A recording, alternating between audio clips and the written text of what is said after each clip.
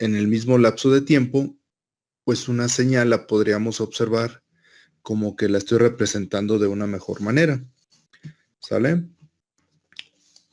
Entonces también quedó ahí un poquito en el aire, que apenas lo empezamos a ver de la parte del que eso se rige por un teorema, el teorema de muestreo de Nyquist, donde me decían que pues hacía falta ciertas características en los sistemas para poderla reconstruir, ¿verdad? Básicamente. Y cuando les pregunté sobre la, pues digamos, la primicia o la básica o la formulita que delimita eso, me decían que no lo habían investigado. Entonces les volví a dejar que lo revisaran. ¿Alguien sí lo identificó?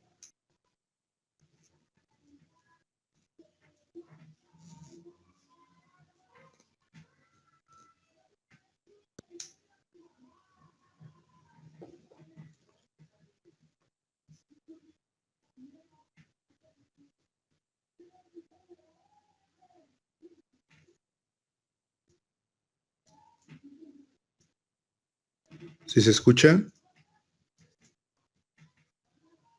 Pues yo encontré que para poder reconstruir una señal muestreada, pues la frecuencia del muestreo debe ser superior al del ancho de banda, que es como lo más básico sobre la teoría del muestreo, ¿no? Pues no, porque si les pregunto ahorita qué es el ancho de banda, se me hace que ninguna materia lo han visto.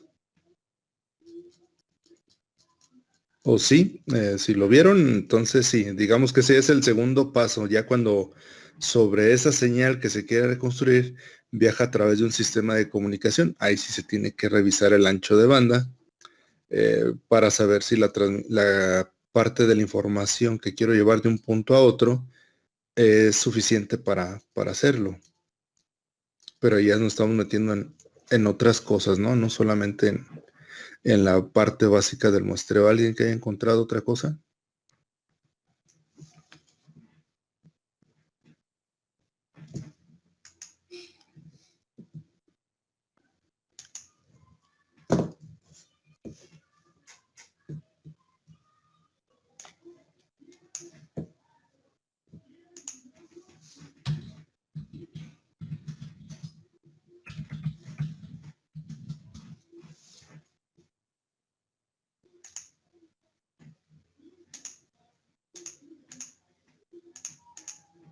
No, nadie más. Miren, es que esas son cosas que aunque no vengan en el tan específico pues en el programa o en el plan de estudios, pues se necesitan. Y esa parte, pues digamos, insisto, es de lo más básico que deberían de encontrar. ¿Sale? Entonces, nada más así como para que no quede. Bueno, espero que sí lo hayan hecho y lo único que hacen es no querer participar. Pero al no querer participar, pues me hacen a mí dudar si hacen o no las cosas. ¿Sale? O sea, no estoy diciendo que no las hagan. Por eso digo, al no tener yo retroalimentación de ustedes, me hacen pensar eso. Entonces, pues nada más así como, este,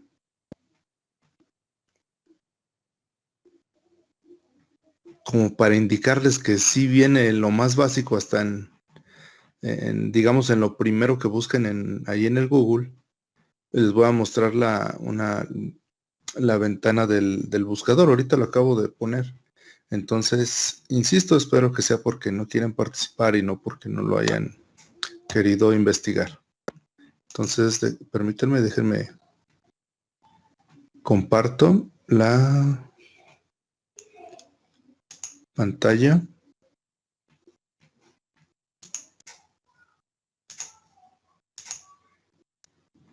Me indican por favor si ya la pueden observar.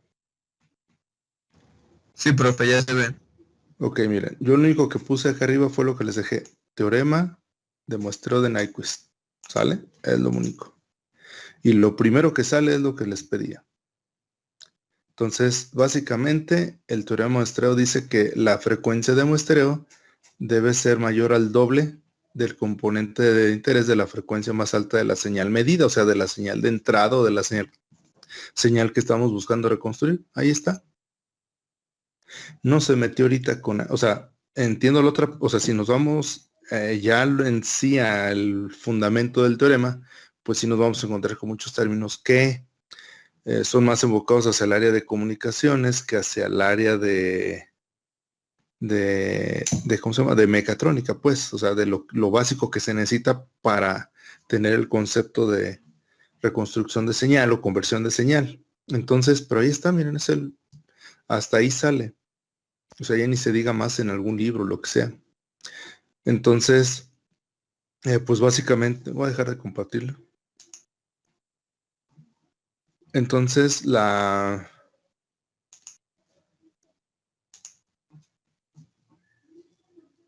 básicamente lo que dice es que, pues la frecuencia de muestreo debe ser al menos el doble de la frecuencia de la señal que intento reconstruir o que intento muestrear, ¿sí? Hay algunas ocasiones que lo expresan en términos del periodo. Entonces se dice que el periodo de muestreo debe ser por lo menos la mitad del periodo de la señal que pretendo reconstruir. O sea, hay de dos sopas, ¿verdad? O hago más grande la frecuencia de muestreo o hago más chico el periodo de muestreo, que pues, básicamente es lo mismo. Ya sabemos que la frecuencia es el inverso del periodo y viceversa. Entonces, ya en la práctica, pues básicamente no coincide para nada eso. O sea, se sigue tomando como referencia para al menos intentar reconstruir la señal y tener datos reales de la señal a reconstruir o a muestrear o a convertir, como le quieran llamar. Y sí, o sea, por eso decía que es fundamental esto, porque nada más es el punto de partida. Cuando se hace en la práctica, la mayoría de las veces no solamente se pone 2 veces más, ni 4, ni 6, ni 8.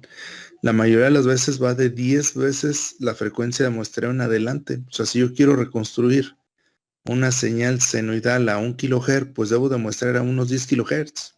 Así de fácil. ¿Por qué? ¿Por qué se hace eso? Por la experiencia o por el cómo se han encontrado los resultados. Insisto, no hay una ley que me permita decir exactamente a qué frecuencia debo de muestrear. ¿Por qué? Porque si la dejo, como dice el teorema, a 2 veces, por lo menos, jamás voy a poder reconstruir la señal. No va a haber suficientes muestras como para siquiera decir, medio se parece. No, no se va a parecer en nada. Si lo que hacemos es decirle, pues si entre más muestras, mejor se ve, pues entonces le pongo las que sean, ¿no? Entonces, cuando decimos una señal de 1 kHz la quiero convertir y después reconstruir, digo, pues si para 2 kHz no es suficiente, pues ponle 1 MHz. Al cabo ahí va a haber muchas muestras. Y entonces ahí sí ya nos metemos en problemas, en camisa de 11 varas, como se dice, porque necesitamos ahora sí verificar que el sistema donde lo quiere implementar tenga el ancho de banda suficiente, es decir, tenga la capacidad de mandar esa cantidad enorme de información y poderla procesar. Y después de eso nada más es para mandar la información, ya sea vía aérea, vía alámbrica, como quieran. Y una vez que el sistema recibe esa información, no debemos de saber si el procesador, si el FPGA, si el microcontrolador, si el procesador digital de señales o lo que sea que estén utilizando, tiene la suficiente capacidad para poder procesar toda esa cantidad de información en el tiempo solicitado. Entonces ahí sí ya se vuelve un poquito más complejo y hay más cosas o más fundamentos en la parte del teorema de Nyquist y muchos otros, pero la parte del muestreo, la parte fundamental es esa, que debemos de superar o tener al menos 2 veces la frecuencia de muestreo. Y aunque no es ley, es un teorema, los sistemas que nos permiten o los softwares que nos permiten emular este tipo de sistemas y el hardware que se implementa para este tipo de sistemas se sigue rigiendo por eso. Entonces, incluso en el software, si intentan reconstruir o hacer el proceso y no tienen como mínimo esa frecuencia de muestreo, pues no los va a dejar. Incluso lanza un error, marca un error el software, indicando eso, que no hay muestras suficientes como para poder reconstruir la señal. Entonces, esa es la parte difícil de saber qué tanto muestreo debo tener. Porque por un lado, si me voy a lo mínimo, no se parece nada a la señal, pero sí es válido. Si me voy al extremo de tener una gran cantidad de muestras para que prácticamente hasta se parezca a una señal en tiempo continuo, entonces voy a tener tanta información que mis sistemas pueden ser incapaces de procesarla.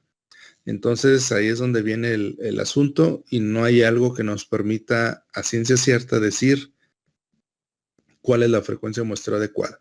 Siempre tenemos que estar observando todos esos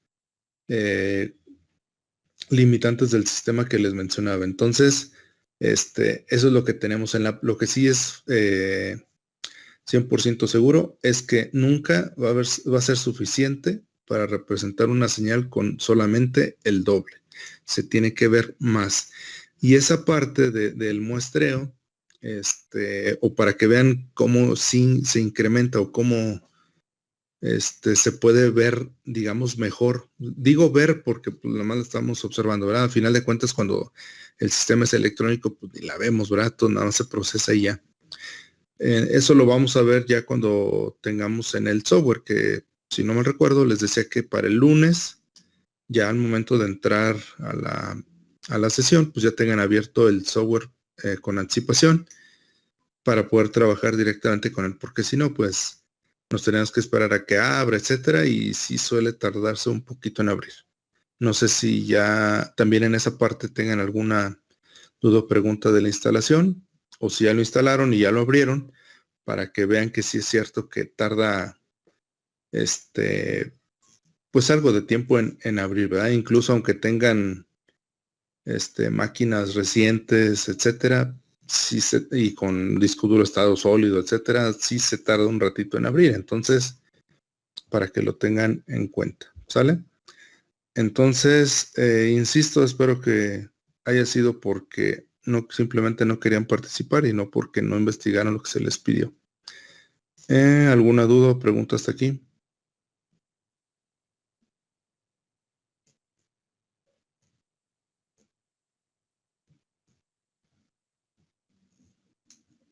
No, profesor, vamos bien.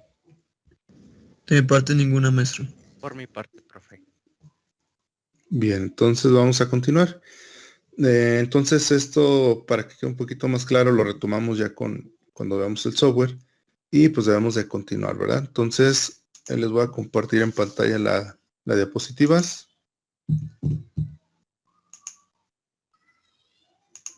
Permítanme.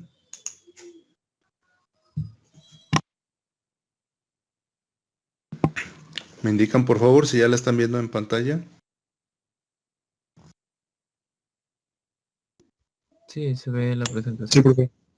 Muy bien, gracias. Entonces, esto fue lo último que vimos en la presentación, la parte del segundo ejercicio, que quería que vieran precisamente eso, que cómo cambia la representación de la señal simplemente con cambiar la frecuencia de muestreo, ¿verdad? Que pues atiende al teorema de Nyquist, teorema de muestreo. Bien, entonces, hasta ahorita lo que hemos visto prácticamente son pues señales, y digo señales entre comillas porque los ejemplos los he hecho ahorita con una señal senoidal, pero vimos que se pueden representar impulsos, escalones, rampas, etcétera, ¿no? Que también esas las vamos a construir en el software para tenerlas presentes, ¿no? Entonces, el nombre de la unidad de aprendizaje pues es análisis de señales y sistemas. Entonces, cuando ya no solamente tengo una señal ahí arbitraria o que proceda de alguna parte o etapa de algún proceso o de algún proyecto, va a haber ocasiones en que esa señal pues me representa el comportamiento de algo. entonces ahí ya no se le llama que es una señal, sino que es un sistema. O sea, es algo que me va a representar el comportamiento de otra cosa. Entonces, eso es lo que vamos a ver enseguida. Entonces, a lo que vimos anteriormente, pues básicamente es todo lo relacionado con señales, y ahora vamos a empezar a ver lo relacionado con sistemas, que al final de cuentas sí es una señal, pero que va a tener una representación de algo, ¿sale? Y ahorita en el camino, pues vamos dando algunos ejemplos. Entonces, vamos a empezar con los sistemas analógicos, aunque pues prácticamente la definición pues es exactamente la misma para un sistema discreto. ¿Qué es lo que cambia? Pues cambia la forma de representarlo, ¿sí? Ya de manera más detallada, pues la forma de representarlo y todo eso, aunque la vamos a ver ahorita en la unidad temática 1, pues las herramientas con que trabajar con cada tipo de sistema, pues vienen en la unidad 2 y en la unidad 3, ¿sale? Transformada en Laplace y transformada Z respectivamente. Entonces, este tipo de sistemas se usan para poder procesar señales analógicas o señales en tiempo continuo. Insisto, pues de manera analógica se puede hacer para los sistemas discretos, ¿no? Pero todos después los retomamos. En tiempo continuo, normalmente en inglés lo pueden encontrar como CT, Continuous Time. Normalmente aquí ya está muy arraigado el término en español, entonces normalmente pues simplemente decimos tiempo continuo, ¿no? Entonces, lo que pretende ese sistema es ver o verificar, observar cómo es que se comporta un sistema ante ciertas entradas. Es decir, yo tengo un sistema térmico, un sistema de fluidos, un sistema de frenado, etcétera, ¿no? Un sistema de equilibrio de presión, lo que sea, cualquier sistema básicamente que conozcan. Entonces, de lo que se trata es representar ese sistema con una ecuación, introducir señales, ya sea, como dice ahí, arbitrarias o específicas. Específicas, ¿cuáles serían? Les digo, las típicas pues son el impulso, el escalón y la rampa. Arbitrarias puede ser una señal de ruido, una perturbación, y con esa descripción o con ese sistema o con esa fundamentación, ver cómo se comportaría ante ese tipo de situaciones. Entonces, por eso se dice que es ver cómo responde una señal de entrada en ese sistema, ¿sí? Entonces, la señal que se va a procesar forma la que le llaman la excitación, la parte de las señales arbitrarias con las que se prueba. Y les digo, pueden ser las perturbaciones que se le llama, y la señal procesada se llama respuesta o salida. Entonces, siempre ante una excitación o ante una señal fuera de ese sistema, se introduce y va a producir una respuesta. Es decir, ¿cómo pasa que le pongo yo el escalón a un sistema y cómo responde? ¿Sí? A lo mejor responde yéndose todo a cero, o a lo mejor de repente empieza a oscilar, etcétera, ¿no? O sea, puede haber diferentes tipos de respuesta a la salida. Entonces, pues básicamente lo que se quiere es tener la representación de algo que a lo mejor, o lo más común que hacemos es que sea de un sistema físico con variables físicas, y luego poder observar que bajo cierta entrada, cómo se comporta. Y entonces, si podemos ver cómo se comporta, ya después vienen las aplicaciones. Por ejemplo, se le puede aplicar un filtro, que eso pues ya se vería después, ¿verdad? Aquí no, aquí solamente es el análisis. Si al observar cómo se comporta, puedes determinar que se necesita que se le ponga un controlador. Entonces ahí viene toda la parte de la aplicación que se llama control, ¿verdad? Que puede ser control clásico para sistemas continuos o control en tiempo discreto para sistemas precisamente discretos, ¿no? Entonces, por eso es importante ver cómo representar un sistema, ¿verdad? ¿Por qué? Porque vamos a poder observar cómo reacciona, y al ver cómo reacciona, puedo hacer o sugerir cosas para que esa reacción sea lo más adecuada o sea lo que yo pretendo, ¿sí? Entonces, insisto, de ahí parten las aplicaciones como filtros o la parte de control. ¿Alguna duda o pregunta hasta ahí?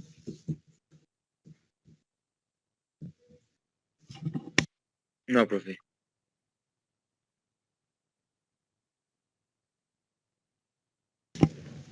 Bien, entonces cabe aclarar que nosotros vamos a ver la forma en que se describen esos sistemas, no la forma de obtener la respuesta o reacción de esos sistemas.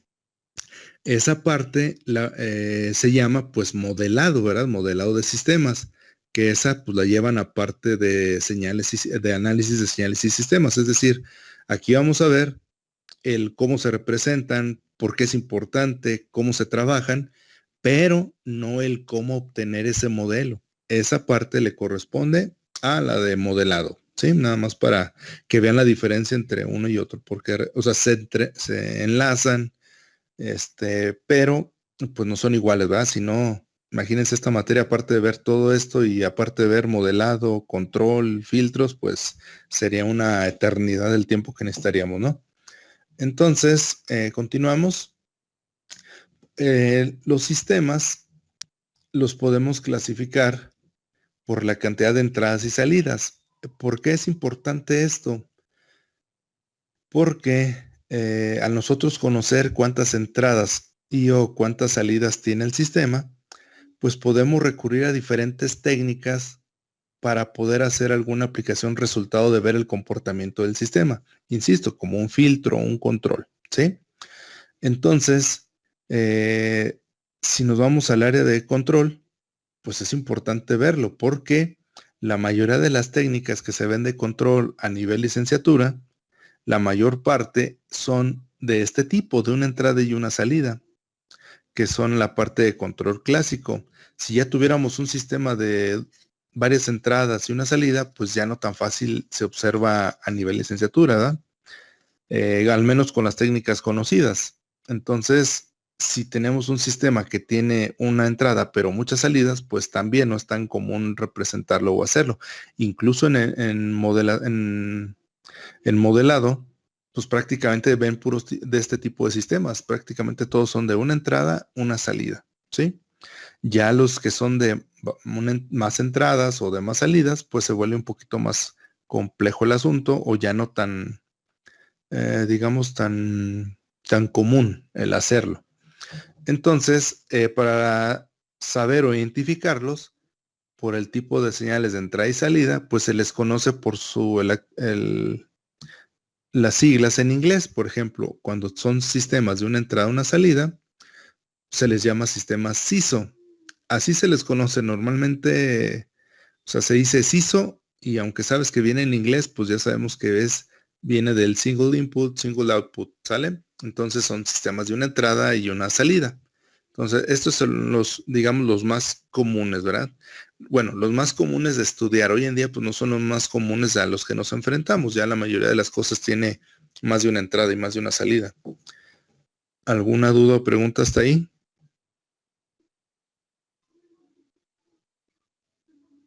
No, profe, todo bien. Bien, nada más en las diapositivas pasadas lo que se me olvidaba era preguntar si estaban tomando nota y querían que me esperara y si no, continuar. Entonces, si a alguien le falta tiempo para tomar su nota o anotar, pues ya nada más me dice, ¿sale?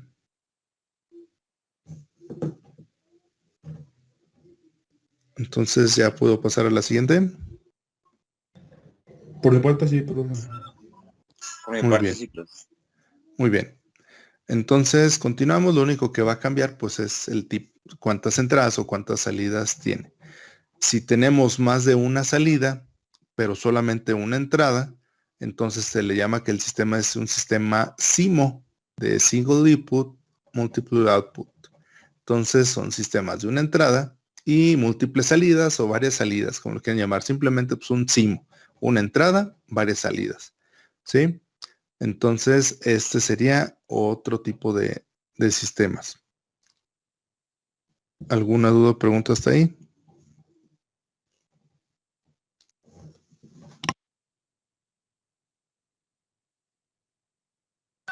Todo bien. Bien, ¿puedo continuar o están tomando nota? Estoy tomando nota todavía. Bien, nada más me avisan cuando ya.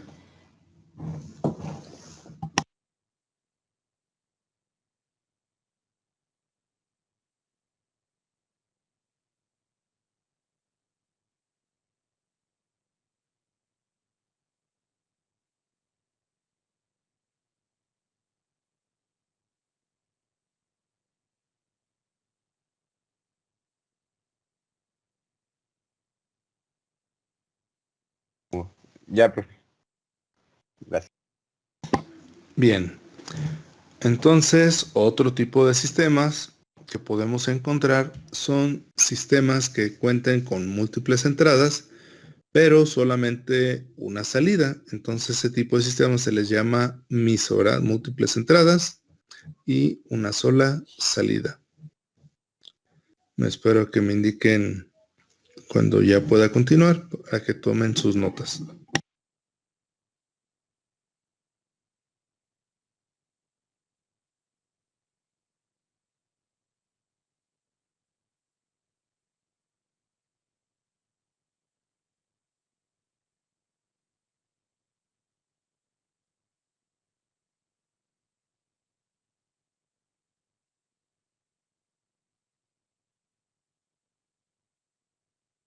Listo, profe.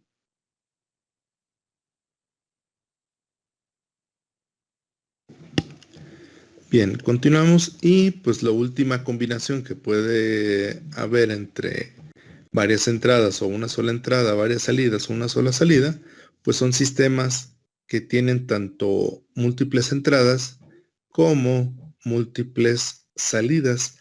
Entonces, pues esos sistemas se les llama MIMO, ¿sí? Por obviamente lo de múltiples entradas y múltiples salidas.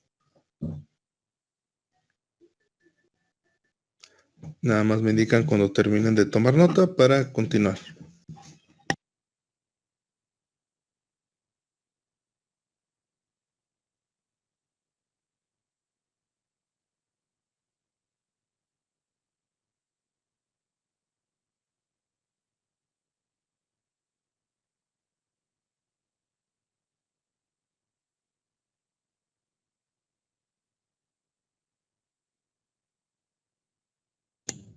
Listo, profe. Bien, entonces vamos a continuar. Entonces aquí nada más fue pues para ver cómo podemos identificar por su tipo de entrada a los sistemas, donde pues básicamente lo que vamos a estar viendo es esto, señales, bueno, sistemas que sean solamente de una entrada y una salida, ¿sí? Entonces ya después con otras cosas ya podrán ver sistemas de más, ¿verdad? Aparte de los CISO.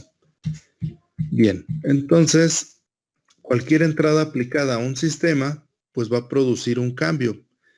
Ese cambio puede ser pues tan pequeño o tan grande como el sistema lo permita, ¿verdad? Entonces, lo que sí sabemos es que a partir de una entrada que se le aplica a un sistema, pues este va a producir un cambio respecto a cómo estaba cuando no tenía ninguna entrada ahí que llegara y lo perturbara o intentara hacer algo con él.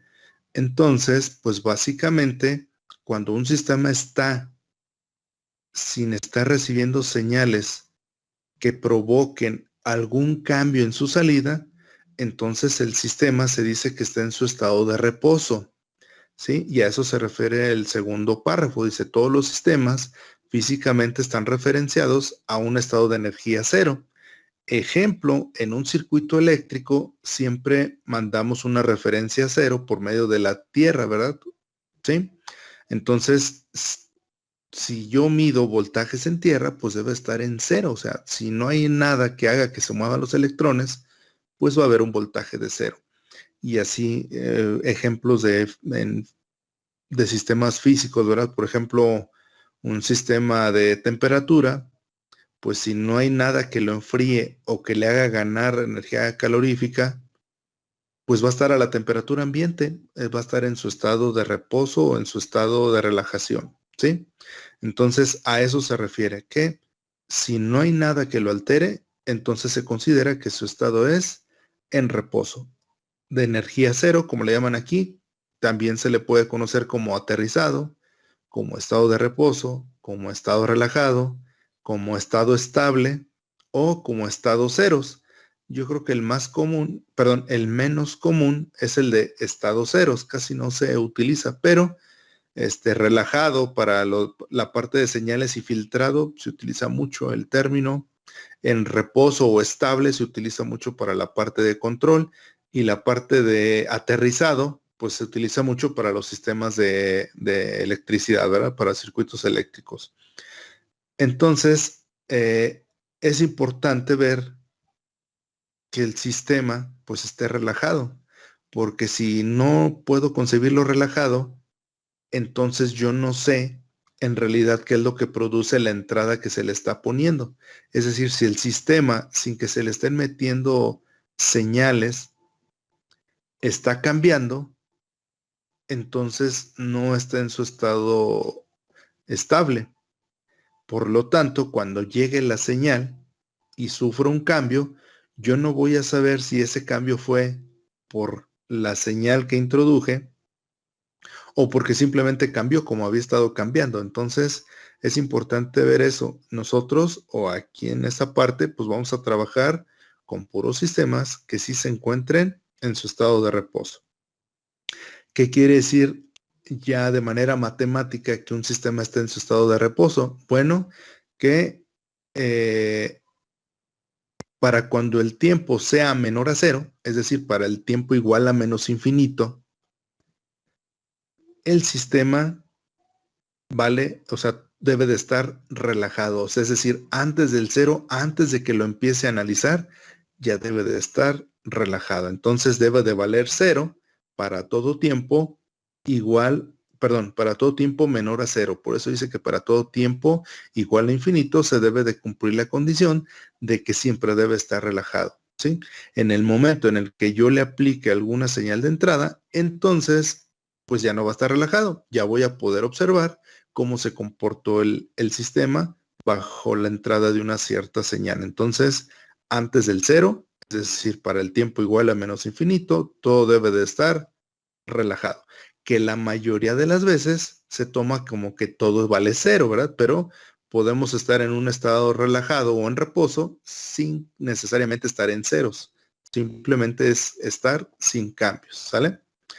Y esto es muy importante que se entienda desde aquí, porque en todo momento, prácticamente todas las definiciones que vayamos a ver, pues nos indican que el sistema debe estar en reposo antes de que lo analice. En el momento en que lo empiezo a analizar, a partir del tiempo igual a cero, a partir de ahí cuenta. Antes del tiempo igual a cero, yo no sé ni me interesa saber cómo se comportó, ¿sí? Pero ahí exactamente debe de estar relajado para el momento en que yo lo empiece a analizar, pues tenga una certeza de que lo que estoy encontrando es provocado por la entrada y no por alguna otra situación. ¿Alguna duda o pregunta hasta ahí?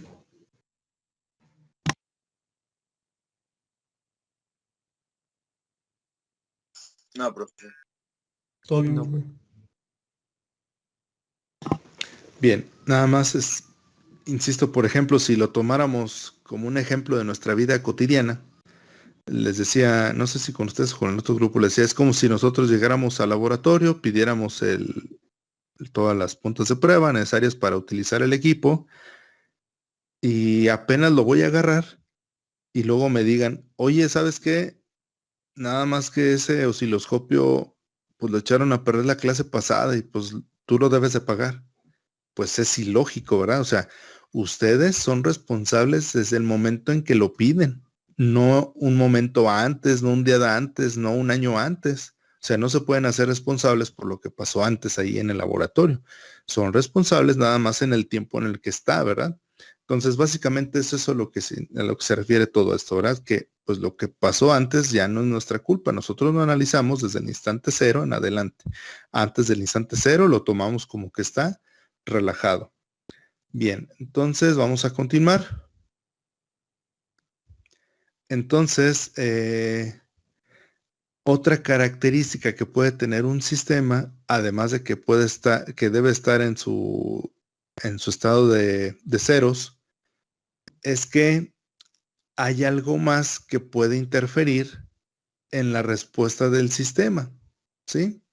Entonces dice, el comportamiento de un sistema no solo se escribe por la entrada, sino por el estado del sistema en el instante en el cual se aplica la entrada. Es decir, podemos tener una cierta cantidad de energía o de entrada, pero ya considerada en su condición inicial, antes de empezar a analizarlo con la entrada que le voy a establecer o con la entrada que se le va a poner, ¿verdad? Para ver si hay algún cambio o no.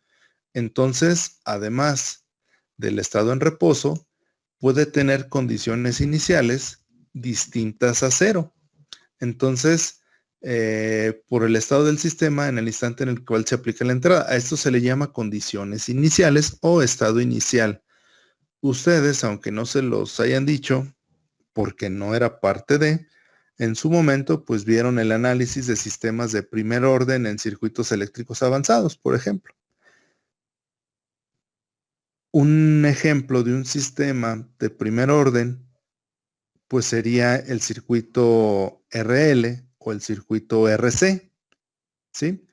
Por ejemplo, ¿cuándo podemos suponer que una condición inicial no es cero? Pues cuando se descarga un capacitor, porque al inicio, previo a la descarga, ya tiene una cantidad de energía acumulada. Pero si en ese momento esa energía acumulada es estable, pues entonces el sistema sí está en su estado estable, pero ya cuenta con una energía acumulada. Entonces, ¿cuál es el análisis que se hace? Pues cuánto tiempo tarda si yo le quito la energía en empezar a descargarse, ¿verdad? O cuando me refiero cuando no tiene condiciones, cuando tiene condiciones iniciales iguales a cero. Pues cuando el capacitor no tiene nada de energía y apenas le conecto una entrada escalón, que básicamente es aplicarle voltaje, ¿verdad? De corriente directa y ver cómo se va cargando de voltaje el capacitor. Entonces, el capacitor es un sistema, lo representamos como un sistema de primer orden. Su estado de relajación es no tener energía, a menos de que una entrada se la provea, ¿verdad? Entonces, si apenas se está cargando, tiene condiciones iniciales iguales a cero, y cuando se está descargando, pues tiene condiciones iniciales diferentes al cero, ¿sí? Entonces, esto permite predecir la respuesta de un sistema. Dice la respuesta futura, porque estás prediciendo o se trata de predecir cómo se comportaría ante diferentes tipos de entradas. Entonces, eso te lleva a que te adelantes y puedas corregir ciertas cosas, ¿sale? A cualquier entrada independiente de cómo llegó al estado inicial. Entonces, a eso es a lo que se refiere. Vamos a tener sistemas cuyas condiciones iniciales no sean exactamente cero, sino pueden ser distintas, ¿sí? Y eso sí lo contempla el análisis de los sistemas. ¿Alguna duda o pregunta hasta ahí?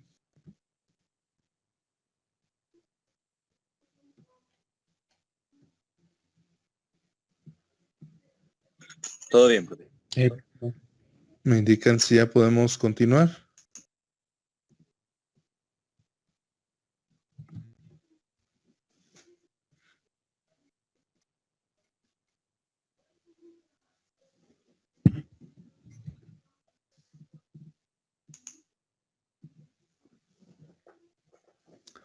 Bien, si no me indican lo contrario, pues entonces, ok, continuamos.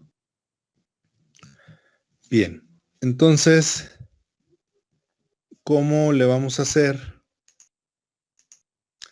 para poder representar esto? Entonces, pues tenemos que tener operadores, es decir,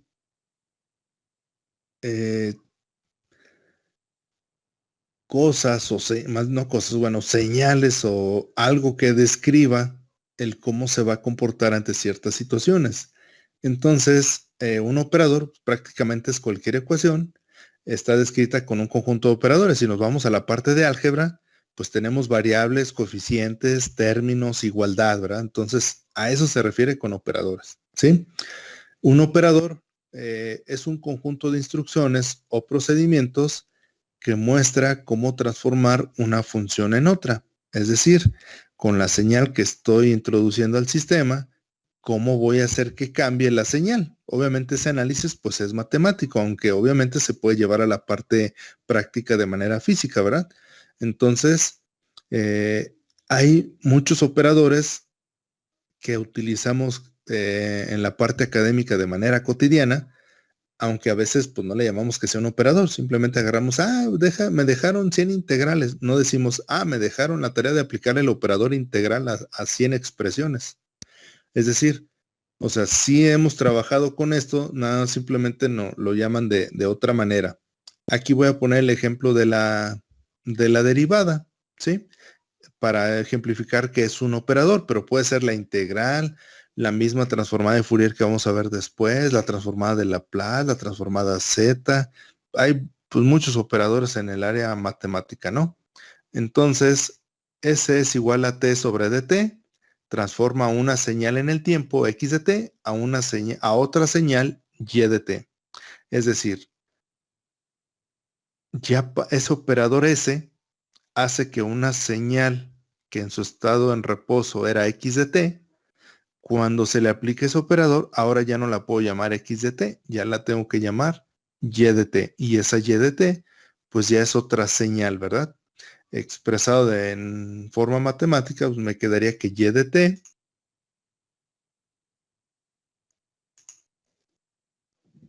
es igual a S de X de T. ¿Qué quiere decir esto? Que mi señal es X de T, a la cual le voy a aplicar el operador S.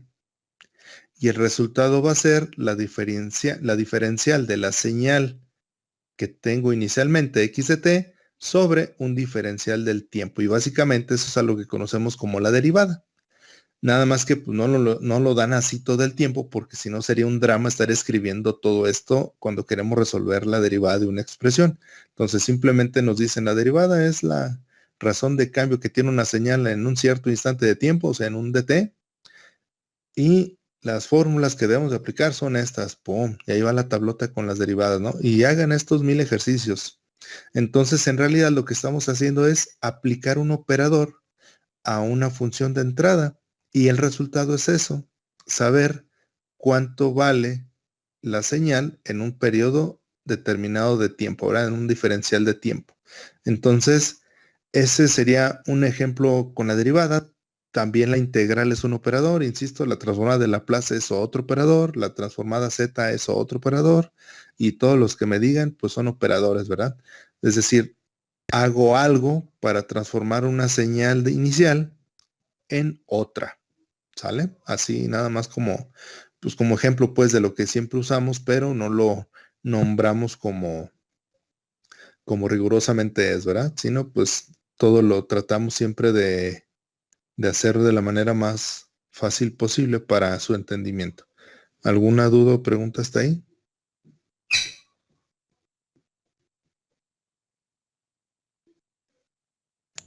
De mi parte no, profe. No, profe. Bien, entonces nada más me indican por favor si ya puedo continuar o si están tomando nota, me espero.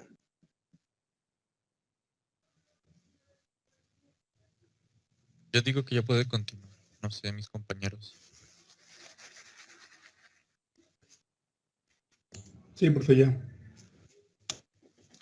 Bien, entonces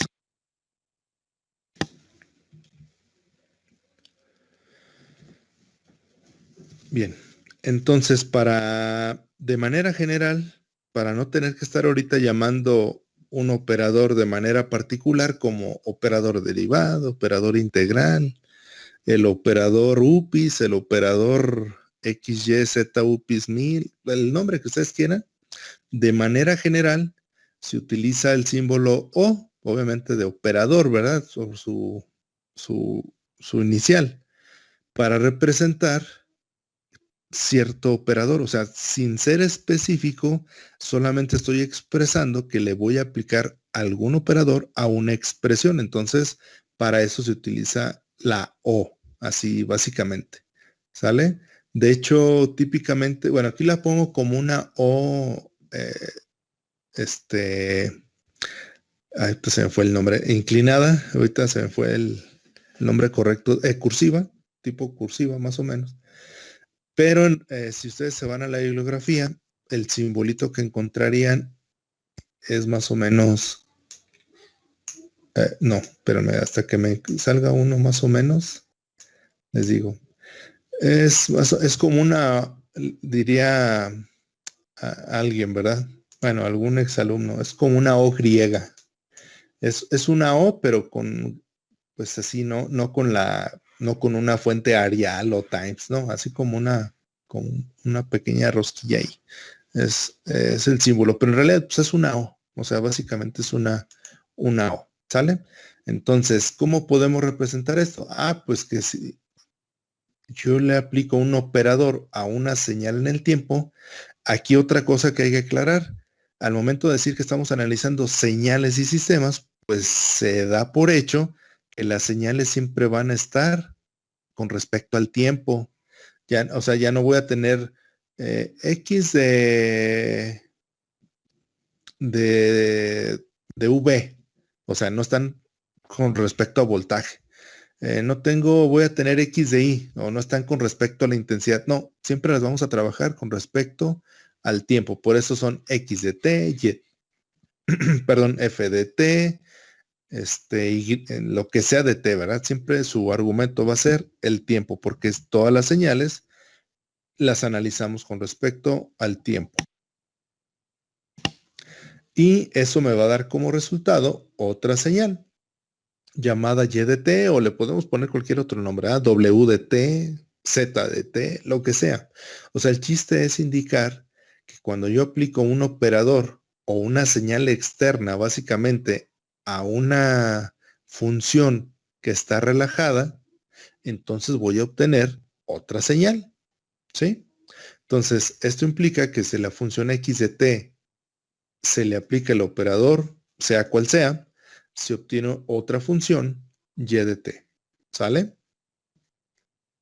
Entonces, si una operación sobre la suma de dos funciones es equivalente a la suma de operaciones aplicadas a cada una por separado, se dice que el operador es aditivo. Aquí vamos, o sea, hay muchos tipos de operadores, ¿sale? Vamos a partir de eso. Ahorita nos va a interesar ver dos operadores en específico. ¿Por qué? Porque esos dos operadores en específico son los que yo debo de verificar en los sistemas o señales que esté analizando para saber si ese sistema es lineal e invariante en el tiempo, que hasta ahorita, fíjense, ya llevamos, esta es la tercera semana, y hasta ahorita le vamos a empezar a dar un poco de esbozo y sentido al nombre de la unidad temática. O sea, tuvimos que recorrer todo este camino para apenas ir viendo cómo es que puedo describir un sistema, o sea, cómo identifico un sistema lineal invariante en el tiempo. Entonces, por eso necesitamos saber cómo se comportan estos dos operadores. Entonces, en español, ¿qué es un operador aditivo?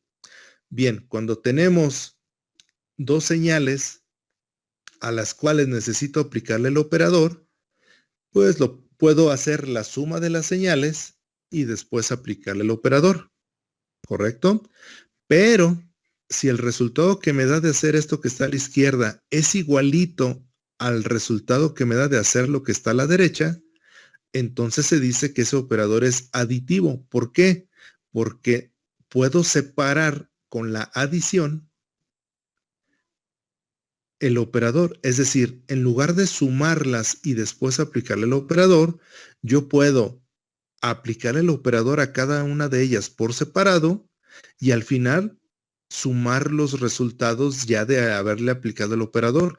Si los resultados en ambos lados de la igualdad es el mismo, entonces el operador es aditivo.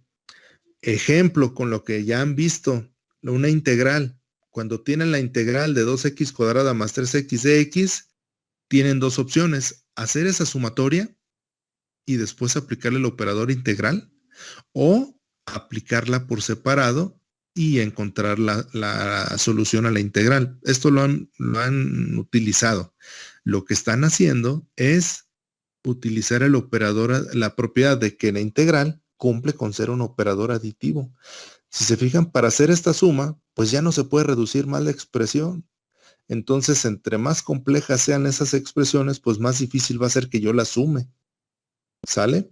Entonces, ¿qué es lo que debo hacer para poderle aplicar el operador? Bueno, si cumple con ser aditivo, basta con separar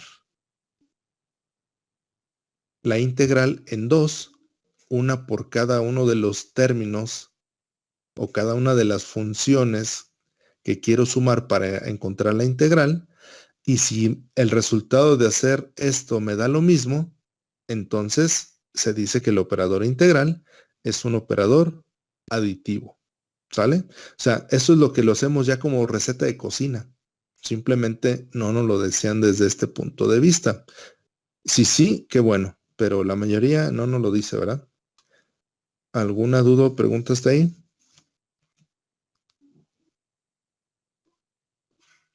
De mi parte no, profe. No No, hay profe. dudas, maestro. Bien, entonces eso es un tipo de operador que sería el operador aditivo. Básicamente es que si tengo varias funciones sumadas, yo puedo aplicar el operador a cada una de ellas por separado y ya una vez que encuentre el resultado de aplicar el operador por separado, ya realizo la suma, ¿verdad? Y da lo mismo. Entonces eso es el operador aditivo.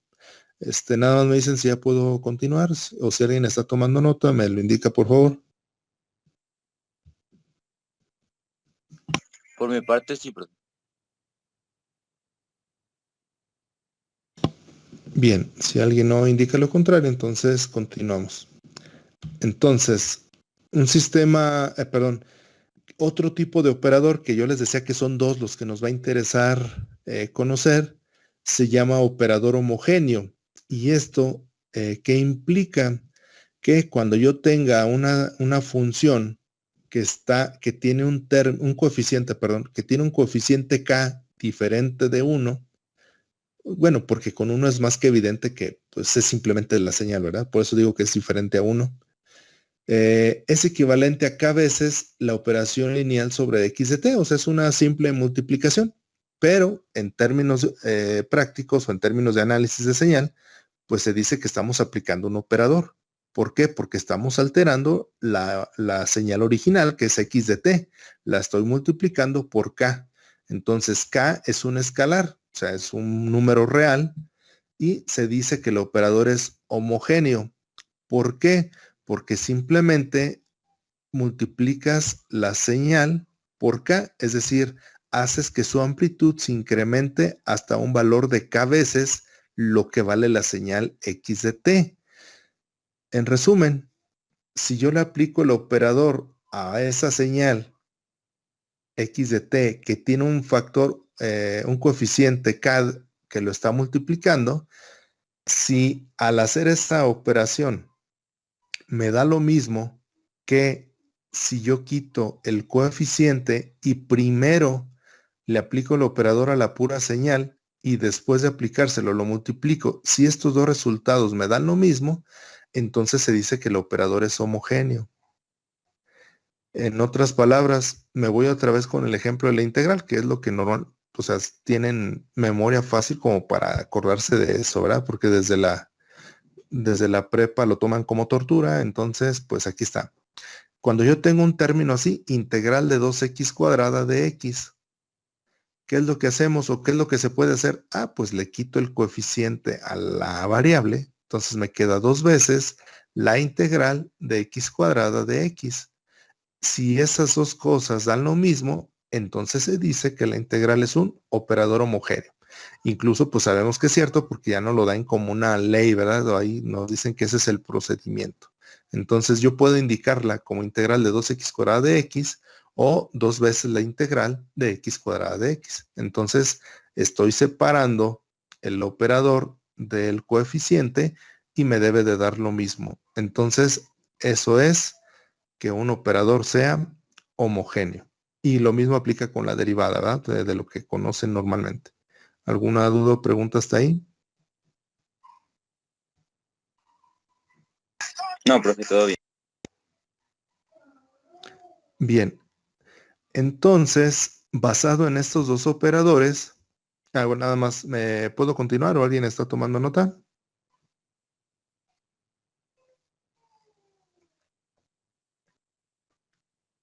Sí, profe. Por mi parte ya está, profe. Bien, entonces, si nosotros probamos que estos dos operadores se cumplan para un mismo, para una misma expresión, entonces podemos decir que cumple con el principio de superposición.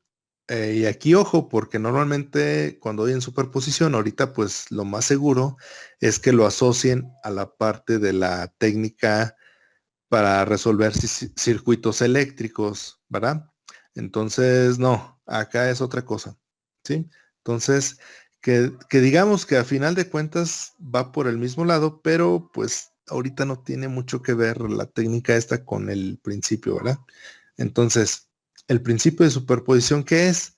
Pues que un operador O general se denomina que es un operador lineal, y es aquí donde les digo, apenas empezamos a darle sentido al nombre de la unidad temática. Se dice que ese operador es lineal si cumple con ser al mismo tiempo aditivo y homogéneo. Es decir, que puedo separar la operación del operador en términos y además puedo separar en cada término el coeficiente de la señal de entrada para aplicarle primero el operador. Si puedo hacer eso, entonces ese operador es tanto aditivo como homogéneo. Y si es aditivo y homogéneo, entonces se dice que cumple con el principio de superposición, lo cual significa que ese operador es lineal. Y entonces, para saber si un sistema es lineal, debemos de verificar que cumpla con el principio de superposición. Y de esa manera podemos estar viendo si una expresión que representa una señal o un sistema, pues es lineal o no. ¿Sale? Viendo si su operador o si las cosas cumplen con esto.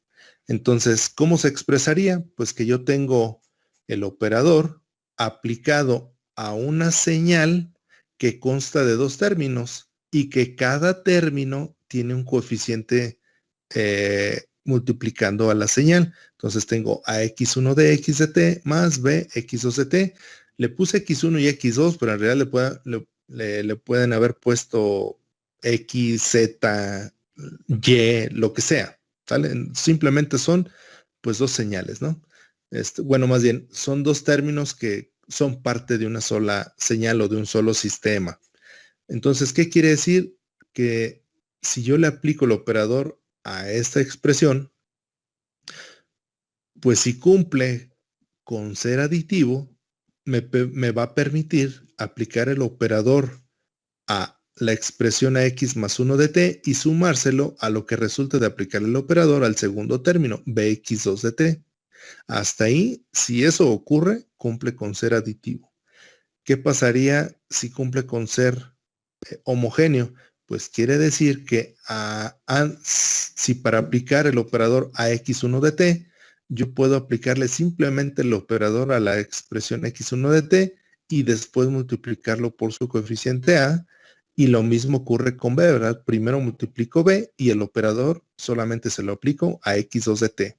Entonces, las pude separar en términos y además se pudo sacar el coeficiente a aplicarle solamente el operador a la expresión. Si esto se cumple, entonces el operador es aditivo y homogéneo.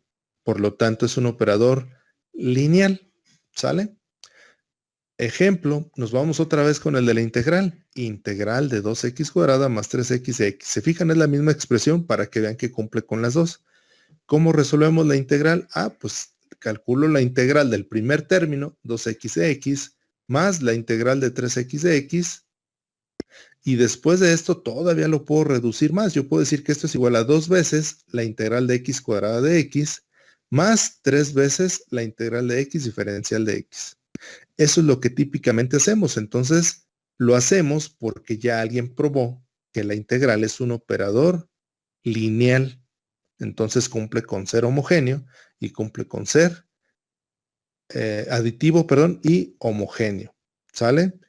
Entonces, se fijan, ese es un término lineal, entonces, por lo tanto, de ahí, bueno, de aquí matemáticamente hablando, pues parten muchas cosas, ¿verdad?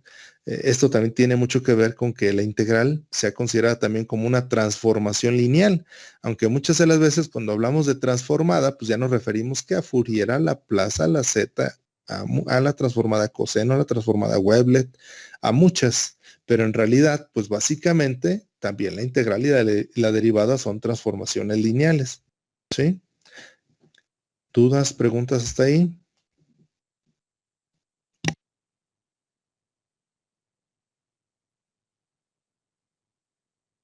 Todo bien, profe.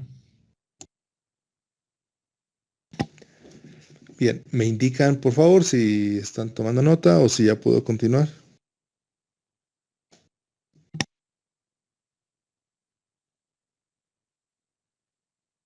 No, yo creo Ya que está, ya. profe. Bien, entonces continuamos.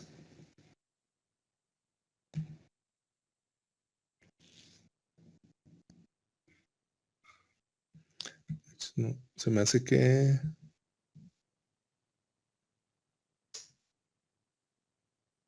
Repetí la diapositiva. Ahí va, ya. Es que repetí la diapositiva. Entonces, ahora sí, podemos hablar de sistemas lineales e invariantes en el tiempo, que normalmente los conocemos como sistemas LTI, por sus siglas en inglés, ¿verdad? Linear Time Invariant. Entonces, lineales, sistemas lineales e invariantes en el tiempo, ¿sí? Entonces, a partir de aquí, pues, simplemente le vamos a llamar sistemas LTI, ¿sí? Ya para no estar nombrando todo. Entonces, un sistema LTI cumple con el principio de superposición, es decir, su operador o quien hace las operaciones sobre el sistema debe ser aditivo y homogéneo y debe de cumplir lo siguiente. Para nosotros decir que un sistema es LTI, debe incluir solo operadores lineales, es decir, todo lo que le vayamos a aplicar al sistema, pues debe de cumplir con el principio de superposición. Otra cuestión que debemos de ver, no debe contener fuentes internas independientes, ¿sí? Es decir, cosas que hagan que el sistema, que sus condiciones iniciales no sean cero. O sea, en otras palabras, sus condiciones iniciales deben de ser cero, así de fácil. Aquí lo nombran como que no debe contener fuentes internas independientes. Si tuviera una fuente interna independiente, pues yo no tengo control sobre de ella porque precisamente es eso, independiente, y entonces le está aportando algo al sistema antes de que yo lo analice. Entonces, condiciones iniciales iguales a cero. Eso es lo que significa. Además debe ser relajado. Ya vimos que para ser relajado, decimos que para todo tiempo igual a menos infinito, es decir, todo antes del cero, debe de valer cero. El sistema debe estar relajado, ¿sí? Que es en su estado de reposo, sin que nada lo altere. ¿Sale? Entonces, esas tres cosas que ahorita vimos por separado, pues ya juntándolas, son las que me permiten determinar si un sistema es lineal invariante en el tiempo. Pocas palabras, debe cumplir con el principio de posición, debe estar relajado y las condiciones iniciales deben de ser cero. ¿De acuerdo?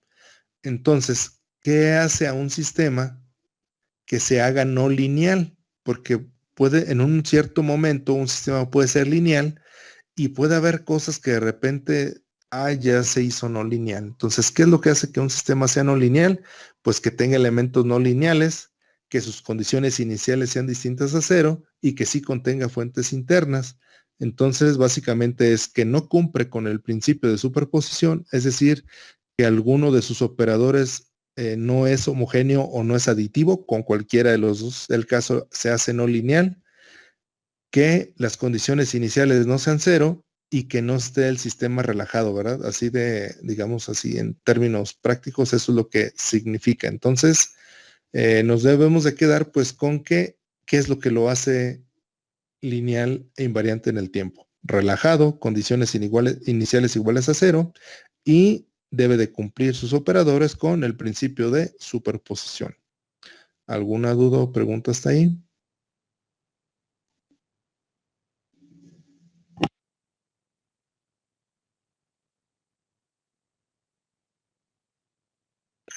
Yo creo que no. Yo sí, profe. ¿Podría repetir lo de qué son las fuentes internas independientes? Cuando no tiene condiciones iniciales iguales a cero. En el ejemplo que les decía yo de un sistema RC, por ejemplo, cuando el capacitor ya está cargado, ya nos proporciona una energía. ¿Cuál? Pues la capacidad, con la amplitud con la que cargaste el capacitor. Entonces, si tú analizas la descarga, ya sus condiciones iniciales no son cero. ¿Por qué? Porque ya tiene energía. ¿Sí? A eso se refiere, que sus condiciones iniciales no sean cero. No, ok, muy bien. Gracias. Ajá. Entonces, si estás analizando ese sistema desde su estado de reposo con condiciones iniciales iguales a cero, entonces el voltaje en el capacitor vale cero. Y ahora si analizas cómo se carga, digámoslo así, ¿verdad? Es esa parte, ¿no? A eso se refiere con condiciones iniciales iguales a cero. Que no haya ninguna señal que ya de por sí al inicio le dé algo de energía. Así de fácil. Recuerden que las fuentes pues pueden ser independientes o dependientes. Si son independientes, pues no hay nada que lo altere y ahí van a estar presentes. Es como un voltaje directo ahí presente, ¿no? Si nos referimos a circuitos. ¿Sí? ¿Alguna otra duda o pregunta?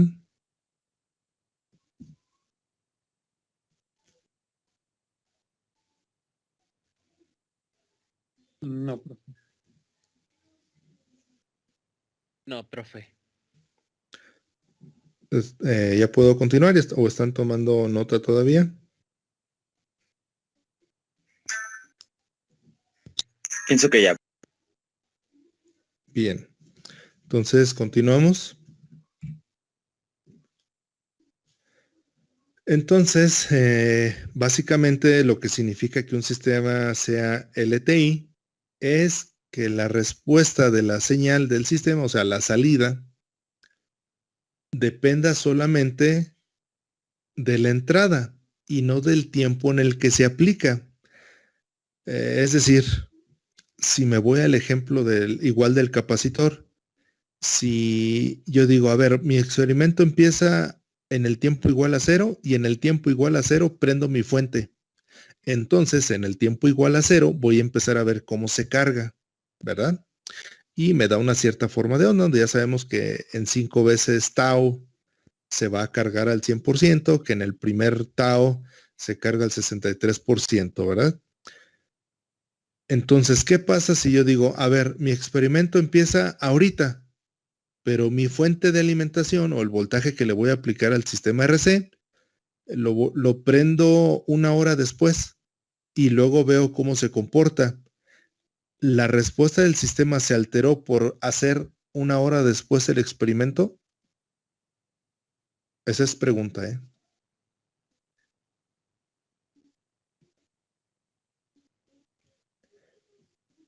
¿Creen que se altera la forma de onda de cómo se carga un capacitor si lo hago antes, si lo hago después?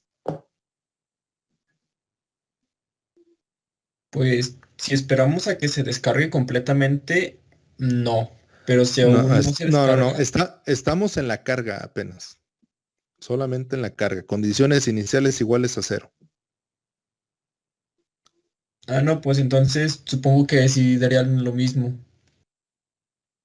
Bueno, no deberían decirme que suponen, me deben decir sí, da lo mismo. Es decir, no importa en qué momento yo, bajo condiciones iniciales iguales a cero, le ponga la señal escalón o prenda la fuente de alimentación, como lo quieran ver, al sistema, siempre se va a cargar en 5 tau, siempre en un tau va a llegar al 63% y siempre va a tener la misma forma de onda.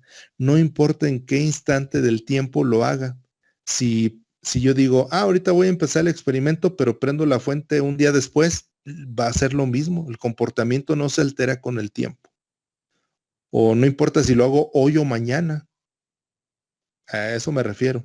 La forma de onda y las características de ese sistema no se van a alterar en el tiempo en el que realice el experimento, sino únicamente va a depender de cuándo yo le ponga el voltaje. En ese instante, ahí sí va a cambiar y pues, voy a poder ver representada la forma en que se carga el capacitor. A eso se refiere, ¿sale?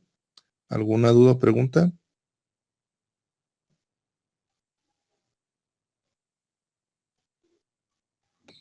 Yo creo que no. Digamos, en términos burdos, coloquiales, ¿el día de mañana van a dejar de ser lo que son hoy? Pues no, ¿verdad? O sea, No. en su acta de nacimiento no cambia. Ahí dice que son tal persona, que sus padres son tales, etcétera, ¿no? Lugar de nacimiento, todo.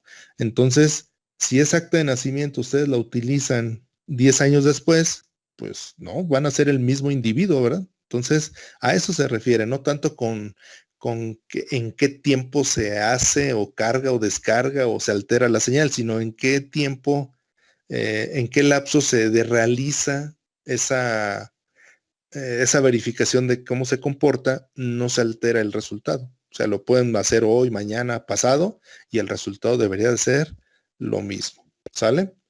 Entonces, dice, si la entrada se desplaza a x de t menos alfa, fíjense, entonces ya estamos hablando de que, al igual de que en las señales, puedo hacer con mis sistemas lo mismo.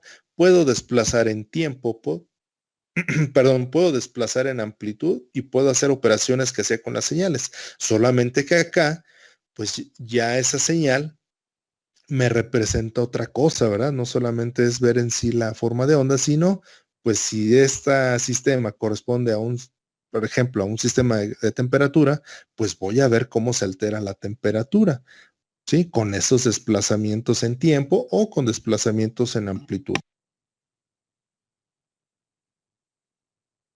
Entonces, si la señal de entrada se desplaza un tiempo alfa, la respuesta también se debe desplazar el mismo tiempo alfa, es decir, desplazada lo mismo que la entrada. Y es el caso que yo les decía, o sea, si yo quiero hacer el experimento de cómo se carga el capacitor hoy o mañana o pasado, pues la respuesta que voy a obtener, pues no, si la entrada la pongo hasta el día siguiente, no puedo determinar la respuesta antes, sino hasta el día siguiente cuando yo le coloque la entrada.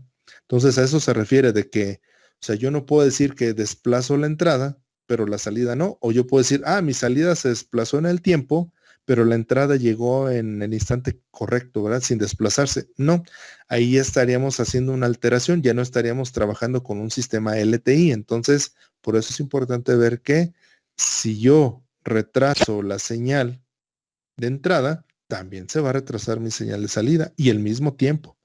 ¿Sale? Entonces, a eso se refiere. Entonces, bajo esta condición, el sistema no cambia con el tiempo y se denomina estacionario o fijo. ¿Qué quiere decir? Bueno, en términos de operadores, es que si yo le aplico un operador a mi señal X de t, pues voy a obtener la señal Y de t, como lo hemos visto hasta ahora. Sí. Espérenme, que alguien... Como que salió y entraron de la sesión. Entonces, si ese operador se lo aplico a la misma señal, pero la señal está desplazada a un tiempo t0, entonces la señal que obtenga va a ser la misma señal que obtuve sin el desplazamiento, pero ahora desplazado. Es decir, no debo de alterar o no se debe de alterar la señal de salida, la señal que se obtiene al aplicarle el operador, solo por haber desplazado el tiempo, ¿verdad? Entonces, ese T0 debe ser un desplazamiento igual, tanto en la entrada como en la salida.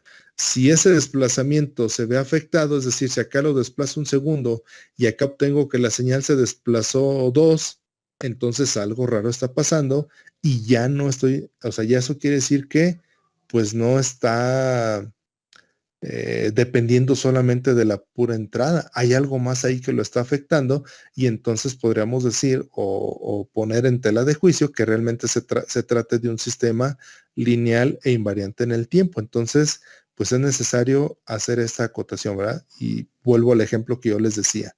La señal X de t o la respuesta del capacitor, si ese tiempo donde aplico el operador, en este caso, pues enciendo la fuente de alimentación, se desplaza 1 hora, pues la salida la voy a tener 1 hora después, al mismo tiempo que se desplazó la entrada. Si la desplazo o pospongo la prueba para un día después, pues también la señal la voy a obtener un día después. O sea, no la voy a poder obtener antes que lo que ocurre en la entrada. Si se desplaza una en el tiempo, la otra se debe desplazar también lo mismo. ¿Sale? ¿Alguna duda o pregunta hasta ahí?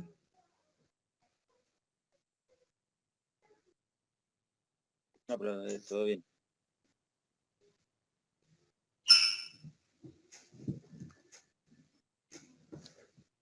Bien, me indican si están tomando nota o ya puedo continuar.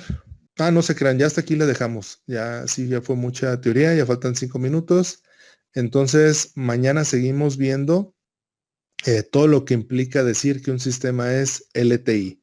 Obviamente va a haber algunas propiedades, algunas cosas que vamos a estar viendo. Ya una vez que terminamos con esa parte de las propiedades, ya vemos ejemplos concretos, porque ahorita son puros ejemplos o puras descripciones generales, un operador, una señal X de t, y todavía no sabemos cómo represento esa señal X de t o esa señal Y de t.